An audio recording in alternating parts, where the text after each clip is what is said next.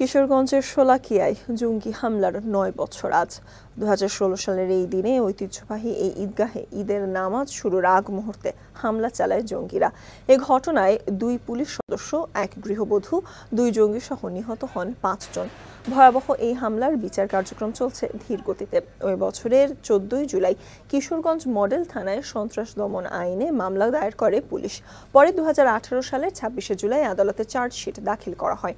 মামলার বেশিরভাগ সাক্ষীর জবানবন্দি নেওয়া শেষ হয়েছে। বাকিদের সাক্ষ্য নেওয়ার কাজ চলমান রয়েছে। ২৪ আসামির মধ্যে আইন শৃঙ্খলা রক্ষাকারী বাহিনীর অভিযানে ১৯ জন মারা যান। বাকি ৫ জনের মধ্যে ৪ জন জামিনে মুক্ত এবং ১ জন কারাগারে রয়েছেন। সন্ত্রাস দমন ট্রাইব্যুনাল ২-এ কিশোরগঞ্জের মামলাটি বিচারাধীন। ৭৮ জনের সাক্ষী গ্রহণ করেছি। আয়ুষ সাক্ষীর জন্য আছে আগামী ১৭ আগস্ট এই মামলার পরবর্তী তারিখ। আমরা আশা করতেছি অতি দ্রুত এই মামলার সাক্ষ্য গ্রহণ সমাপ্ত হবে এবং বিচার কার্যেরও সমাপ্ত হবে।